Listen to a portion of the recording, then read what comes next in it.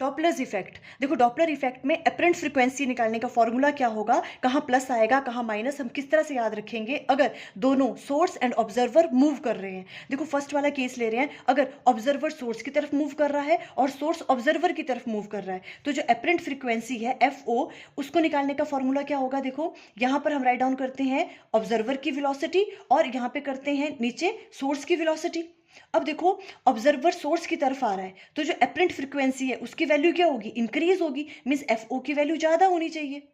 तो यहाँ पे प्लस लगाएंगे तभी तो ये वाली चीज ज्यादा आएगी। आप इस तरह से याद रखोगे, इसलिए यहाँ पे प्लस लगेगा। अब सोर्स पे आओ, देखो सोर्स ऑब्जर्वर की तरफ जा रहा है, तो यहाँ पे एपरेंट फ्रीक्वेंसी की वैल्यू क्या होगी, ज्यादा होगी। और ये वाली वैल्यू कब ज्यादा होगी, अगर डाउन में ये वाली चीज क्या है, कम होगी, तभी तो ये वाली चीज ज्यादा होगी। इसलिए यहाँ पे V माइनस वी एस हम राइट डाउन करेंगे अगर सोर्स ऑब्जर्वर की तरफ जाएगा। सेकंड वाले केस में देखो ऑब्जर्वर सोर्स से दूर जा रहा है और सोर्स भी ऑब्जर्वर से दूर जा रहा है, तो FO निकालने का फॉर्मूला क्या होगा। देखो अब ऑब्जर्वर सोर्स से दूर जा रहा है, तो उसको एपरेंट फ्रीक्वेंसी की वैल्यू कैसे सुनाई देगी, कम। और वो कब होगा, अगर ये वाली वैल्यू कम होगी तभी तो ये कम होगी, तो यहाँ नेगेटिव लगा दो।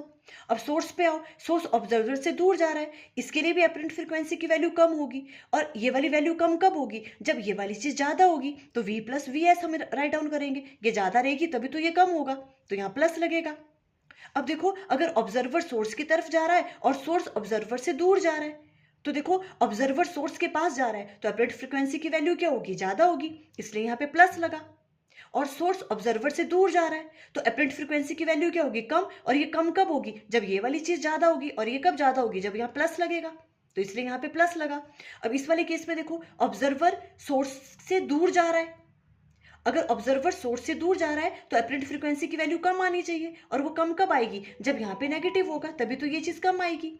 और सोर्स क्या कर रहा है, ऑब्जर्वर की तरफ को जा रहा है, इट मीन्स यहाँ पे एपरेंट फ्रीक्वेंसी की वैल्यू ज्यादा होगी, बिकॉज वो क्या कर रहे हैं, दोनों इसके पास जा रहा है वो, है ना। और ये वाली चीज ज्यादा कब होगी, जब ये वाली चीज कम होगी, तो इसलिए V माइनस वी एस आया। इस तरह से हम प्लस माइनस साइंस लगाते हैं।